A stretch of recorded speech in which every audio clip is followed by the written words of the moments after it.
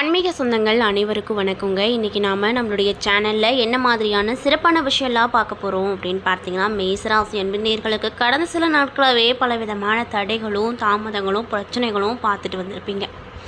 இதுக்கப்புறம் உங்கள் வாழ்க்கை எப்படி இருக்க போகுது, என்ன விதமான மாற்றத்தை பார்க்க போகிறீங்க, என்ன விஷயத்தில் கவனமாக இருக்கணும், எந்த கடவுளை வழிபாடு செய்யணும், மேலும் உங்களுடைய குணாதிசயங்கள் அப்படிங்கிறது எப்படிப்பட்டவை அப்படிங்கிறத பற்றி தான் நான் இந்த பதிவில் உங்கள்கிட்ட ஷேர் பண்ணிக்க போகிறேன். இந்த பதிவில் சொல்லக்கூடிய எல்லா விஷயமும் மேசராசி அன்பு நேயர்களுக்கு ரொம்பவே பயன் தரக்கூடிய விஷயமாக தான் அமைய போகுது. ஸோ வீடியோவை ஸ்கிப் பண்ணாமல் தொடர்ச்சியாக பாருங்கள், அப்போ தான் புரியும். மேலும் குறிப்பிட்ட மேசராசி அன்பு நேயர்களுக்கு இருக்கக்கூடிய 3 நட்சத்திர அன்பர்களுக்கும் சிறப்பான பரிகாரங்கள்லாம் இந்த பதிவில் நான் பதிவிட்டிருக்கேன். ஸோ வீடியோவை ஸ்கிப் பண்ணாமல் பார்த்தீங்க அப்படின்னு அதை புரியும். ஸோ வீடியோவை ஸ்கிப் பண்ணாமல் பாருங்கள். மேலும் உங்கள் ராசி அதிபதி அப்படின்னு சொல்லக்கூடிய செவ்வாய் பகவானை உங்களுக்கு ரொம்ப பிடிக்கும்னா இந்த வீடியோக்கு ஒரு லைக் பண்ணிவிட்டு நம்மளுடைய கமெண்ட் பாக்ஸில் செவ்வாய் பகவானுக்கு போற்றி அப்படின்னு சொல்லி மறக்காமல் பதிவிடுங்க. ஸோ இப்போ வாங்க நம்ம வீடியோக்குள்ளே போய் தெளிவாக பார்க்கலாம். மேலும் இதே மாதிரியான ஆன்மீகம் சார்ந்த வீடியோஸ் எல்லாம் பார்க்கணுன்னு நினச்சா மறக்காமல் நம்ம சேனலை சப்ஸ்கிரைப் பண்ணிவிட்டு கீழே இருக்கும் பெல் ஐக்கானையும் மறக்காமல் கிளிக் பண்ணுங்கள். அப்போ தான் நம்ம சேனலில் போகிற எல்லா வீடியோவுமே நோட்டிஃபிகேஷனாக உங்கள்கிட்ட உடனுக்குடனே வரும். ஸோ இப்போ வாங்க நம்ம வீடியோக்குள்ளே போகலாம்.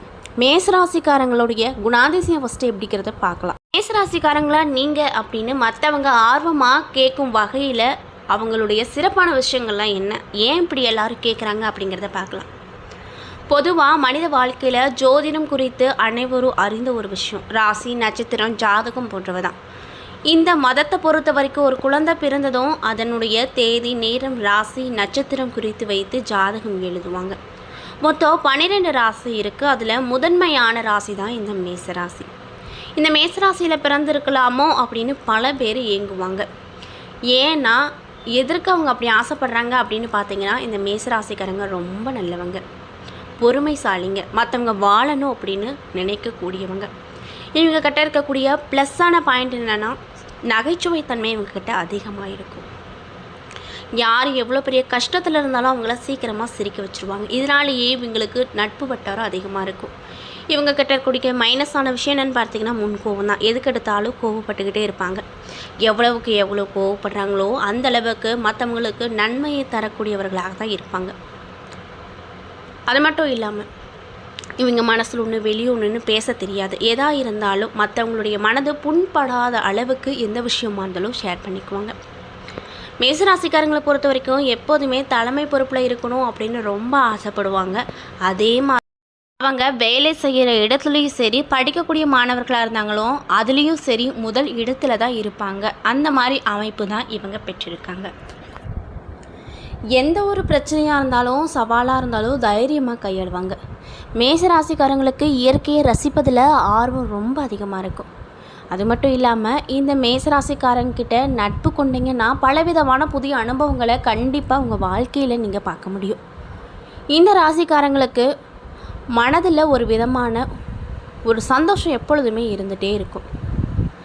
அது மட்டும் இல்லாமல் உடலில் பலவிதமான ஆற்றல்கள் இருக்கும். ஆனால் அது அவர்களின் சோம்பேறித்தனத்தால் வீணாகுது. மேசராசிக்காரங்களுக்கு பிடிவாத குணம் ரொம்ப அதிகமாக இருக்கும். தாம் விரும்பும் காரியத்தை முடிப்பதில் அதிக கவனமோடு இருப்பாங்க. இவங்களுக்கு நகைச்சுவை உணர்வு அதிகமாக இருக்கும். குறும்புத்தனம் ரொம்ப அதிகமாக கொண்டிருப்பாங்க. இயற்கையாகவே குழந்தை போல குணம் படைத்தவங்க தான் இந்த மேசராசிக்காரங்க. சாதாரண விஷயத்தை கூட வேடிக்கையான விஷயமாக மாற்றுவதில் திறன் பெற்றவங்க. மேசராசினர் நகைச்சுவை தன்மையால் அவரை சுற்றி எப்பொழுதுமே ஒரு 10 பேராட்டம் இருந்துகிட்டே இருப்பாங்க. அது மட்டும் இல்லாமல் அனைத்து கவலையும் மறந்து மகிழ்ச்சி அடைய செய்வாங்க. வரலாற்று கூற்றின்படி செவ்வாயை போரின் கடவுள் அப்படின்னு சொல்லுவாங்க. மேச ராசியரை செவ்வாய் ஆளப்படுவதால் அவங்களுக்கு தைரியம் சற்று தூக்கலாக தான் இருக்கும். இவங்க ஏதாவது ஒரு விஷயத்தில் முடிவு எடுத்துட்டாங்கன்னா அதை முடிக்கும் வரை தன்னம்பிக்கையோடும் தைரியமாகவும் போராடுவாங்க. பிரச்சனை என்று இவர்களை நம்பி வருவோருக்கு சாகும் வரைக்கும் தன்னிடம் பாதுகாப்பாக வைத்து காப்பாற்றுவாங்க. அந்தளவுக்கு ரொம்பவே நற்குணம் பெற்றவங்க தான் இவங்க. மேசராசினர் எப்பொழுதுமே தம் அமைதியானவர்கள் இன்னும் உறுதிப்பாட்டை மனதில் வச்சுக்கிட்டே இருப்பாங்க. பொதுவாகவே மேசராசியில் ஆண் ராசி என்று கூறுவாங்க. இவங்களுக்கு காதல் அப்படின்ற விஷயம்லாம் பழைய காலத்துப்படி இருக்கணும் அப்படின்னு ரொம்ப ஆசைப்படுவாங்க. இப்படிப்பட்ட அன்பு நேயர்களுக்கு அடுத்தடுத்து வரக்கூடிய காலகட்டம் என்ன மாதிரியான மாற்றத்தை தரப்போகுது, மேலும் ஆனி மாதமானது பிறக்க போகுது. ஆனி மாதத்தில் உங்களுக்கு என்ன மாதிரியான பலன்கள்லாம் கிடைக்க போகுது அப்படிங்கிறத பற்றி தான் நான் உங்கள்கிட்ட முழுமையாக ஷேர் பண்ணிக்க போகிறேன். இந்த பதிவில் சொல்லக்கூடிய எல்லா விஷயமும் உங்களுக்கு ரொம்பவே பயன் தரக்கூடிய விஷயமாக தான் இருக்க போகுது. ஸோ வீடியோவை ஸ்கிப் பண்ணாமல் தொடர்ச்சியாக பார்த்தீங்க அப்படின்னா தான் புரியும். ஸோ வீடியோவை ஸ்கிப் பண்ணாமல் தொடர்ச்சியாக பாருங்கள். அது மட்டும் இல்லாமல் இதே மாதிரியான ஆன்மீகம் சார்ந்த வீடியோஸ் பார்க்கணுன்னா மறக்காமல் நம்ம சேனலை சப்ஸ்கிரைப் பண்ணிடுங்க. மேலும் மேசராசிக்காரங்க இந்த பதிவை பார்க்குறீங்கன்னா நான் சொன்ன விஷயம்லாம் உங்களுக்கு மேட்சாக இருந்துச்சுன்னா நம்மளுடைய கமெண்ட் பாக்ஸில் கரெக்டு அப்படின்னு சொல்லி மறக்காமல் பதிவிடுங்க. ஸோ இப்போ வாங்க நம்ம வீடியோக்குள்ளே போய் முழுமையாக பார்க்கலாம்.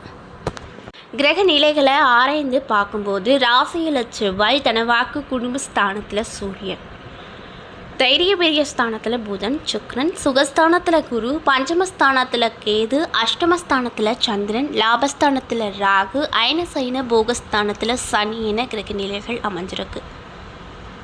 பிறர் குற்றங்களை ஈஸியாக மன்னிக்கக்கூடிய குணமுடைய மேசராசிக்காரங்களுக்கு இந்த காலகட்டம் எப்படி இருக்க போகுதுன்னு பார்த்தீங்கன்னா, திட்டமிட்டபடி எல்லா காரியமே செஞ்சு முடிப்பீங்க. பண வரத்து தாமதமாக உங்கள் கைக்கு வந்தாலுமே கையில் உங்களுக்கு பணம் இருந்துகிட்டே இருக்கும்.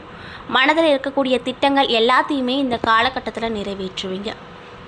முக்கியமான பணிகள் ஈஸியாக நடக்கும். வீண் விவகாரங்களில் தலையிடாமல் ஒதுங்கி சென்று விடுவது நல்லது. வீண் விவகாரம் அப்படிங்கிறது எதை சொல்கிறேன்னு பார்த்தீங்கன்னா, நீங்கள் உங்கள் விஷயங்களை தவிர்த்து மற்றவங்க விஷயத்தில் தலையிட வேண்டாம். வீண் விஷயங்களில் தலையிடாமல் இருந்துட்டிங்கன்னா பலவிதமான பிரச்சனையிலேருந்து உங்களால் தப்பித்து கொள்ள முடியும். மற்றவங்களுக்கு உதவ போகும்போது ரொம்ப கவனமாக இருக்கணும். உடல் ஆரோக்கியம் சீராக இருக்கும். மனதில் மகிழ்ச்சி கிடைக்கும்படியான நிறைய நிகழ்ச்சிகள் நடந்து ரொம்ப சந்தோஷமாக இருப்பீங்க. தொழில் மற்றும் வியாபாரத்தில் ஈடுபட்டு இருக்கக்கூடியவங்களுக்கு கடினமான உழைப்புக்கு பின்னாடி முன்னேற்றத்தை கண்டிப்பாக பார்ப்பீங்க. அதனால் என்னடா இவ்வளோ கஷ்டப்படுறமே, என்னடா வாழ்க்கையில் இவ்வளோ பெரிய சோதனையே அப்படின்னு நினச்சி கவலைப்படாதீங்க. நீங்கள் எந்த அளவுக்கு ரொம்ப கஷ்டப்பட்டு உழைக்கிறீங்களோ அதுக்கு பின்னாடி பெரிய அளவில் முன்னேற்றத்தை கண்டிப்பாக பார்ப்பீங்க. அதனால் கைவிட்டுறாதீங்க. எதிர்பார்த்த ஆர்டர்கள் அப்படிங்கிறது வரும். வாடிக்கையாளர்களை திருப்தி செய்ய கூடுதலாக உழைக்க வேண்டிய வேலை வரும். உத்தியோகத்தில் இருப்பவங்களுக்கு திறமையாக செயல்பட்டு பாராட்டுகள் கிடைக்கப்பெற்று ரொம்ப சந்தோஷமாக இருப்பீங்க. குடும்பத்தில் உங்களுடைய பிள்ளைகளால் பெருமை கிடைக்கும். அவர்களின் நலனுக்காக ரொம்பவே பாடுபடுவீங்க. கணவன் மனைவிக்கிடையே நெருக்கு அதிகரிக்கும். சகோதரர்கள் நலனில் அக்கறை காட்டுவீங்க. மனதில் துணிச்சல் கிடைக்கும். கடன்கள் கட்டுக்குள்ளே இருக்கும். அதேபோல் முக்கியமான வேலைகளில் தாமதம் வரும். வீண் பிரச்சனைகளை கண்டால் நீங்கள் ஒதுங்கி போவது நல்லது. அரசியல் துறையில் இருக்கக்கூடியவங்களுக்கு வாக்குவாதங்களை தவிர்ப்பது நல்லது. அதற்கு பதிலாக யோசித்து செஞ்சீங்க அப்படின்னா நீங்கள் செய்யக்கூடிய காரியம் எல்லாத்துலேயுமே சாதகமான பலனை பெறுவீங்க. அது மட்டும் இல்லாமல் அரசியல் சார்ந்த துறையில் இருக்கீங்க அப்படின்னா உங்கள் கட்சி பிரச்சனைகளை குடும்ப சந்தோஷத்தை கெடுக்காமல் பார்த்து கொள்வது நல்லது. கலைத்துறையில் இருக்கக்கூடியவங்களுக்கு வாக்கு சாதுரியத்தால் சில காரியங்களில் செஞ்சு முடிப்பீங்க. அந்த விஷயம் கூட உங்களுக்கு நன்மை தரக்கூடிய விஷயமாக தான் இருக்க போகுது. பணம் எதிர்பார்த்த இடத்திலிருந்து வரும். மாணவர்களுக்கு கல்வியில் முன்னேற்றம் காணக்கூடிய ஒரு நிலை வரப்போகுது. எதிர்பார்த்த நிறைய விதமான உதவிகளும் கிடைக்க போகுது. மேலும் அஸ்வினி நட்சத்திர என்பவர்களுக்கு இந்த காலகட்டம் அப்படிங்கிறது எப்படி இருக்க போகுது அப்படின்னு பார்த்தீங்கன்னா, மற்றவங்க பொறுப்புகளை ஏற்பாதிருப்பது நல்லது. வீண் அலைச்சல் உண்டாகும். எந்த காரியத்தையும் ஆலோசித்து செய்வது நல்லது. ஆன்மீக போக்கு மனதில் நிம்மதியை கொடுக்கும். மேல் இடத்துல கணிசமான ஆதரவை பெறுவீங்க. மேலும் பரணி நட்சத்திர நண்பர்களுக்கு இந்த காலகட்டம் எப்படி இருக்க போகுதுன்னு பார்த்தீங்கன்னா, அனைத்து வேலையுமே உங்களுக்கு ஈஸியாக முடியும். அந்தளவுக்கு உங்களுக்கு இந்த காலகட்டத்தில் கிரகங்களுடைய அமைப்பு அமைஞ்சிருக்கு. உங்களை தேடி புதிய வாய்ப்புகள் நிறையவே தேடி வரும். திறமைகளை வெளிப்படுத்துவதற்கான சந்தர்ப்பம் தாமதமாக தான் கிடைக்கும். பொருளாதார வசதியில் முன்னேற்றத்தை பார்ப்பீங்க. புதிய வாகனங்களை வாங்குவீங்க. ஆக்கப்பூர்வமான முயற்சிகளை ஈடுபட்டு வெற்றி பார்ப்பீங்க.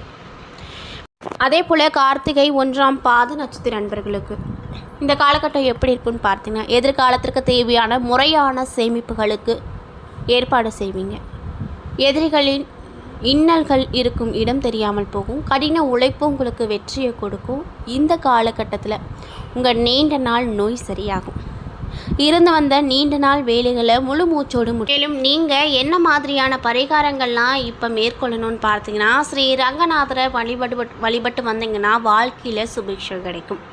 மேலும் உங்களுக்கு சந்திராஷ்டம தினங்கள் 27, 28, அதிர்ஷ்டம் தரக்கூடிய தினங்கள் 20, 21 அப்படின்னு சொல்கிறாங்க. என்ன நண்பர்களே, இந்த பதிவுகளில் மேசராசி அன்பினர்கள் அனைவருக்கும் ஆணி மாதம் பிறக்கிறதுக்கு அந்த ஆணி மாதத்தில் நடக்கக்கூடிய நல்ல நல்ல விஷயங்கள் என்ன, இதுக்கப்புறம் உங்கள் வாழ்க்கையில் என்ன மாதிரியான விஷயங்களை பார்க்க போகிறீங்க அப்படிங்கிறத பற்றியும் உங்களுக்கு தெளிவாக நான் சொல்லியிருப்பேன். இந்த பதிவில் சொல்லக்கூடிய எல்லா விஷயமும் கண்டிப்பாக உங்களுக்கு பயன் தரக்கூடிய விஷயமாக தான் அமைஞ்சிருக்கும். ஸோ இதே மாதிரியான ஆன்மீகம் சார்ந்த வீடியோஸ் எல்லாம் பார்த்து தெரிஞ்சுக்கணுன்னா மறக்காமல் நம்ம சேனலை சப்ஸ்கிரைப் பண்ணிவிட்டு கீழே இருக்கும் பெல் ஐக்கானையும் மறக்காமல் கிளிக் பண்ணுங்கள். அப்போ தான் நம்ம சேனலில் போடுற எல்லா வீடியோஸும் நோட்டிஃபிகேஷனாக உங்கள்கிட்ட உடனுக்குடனே வந்து சேரும். நன்றி.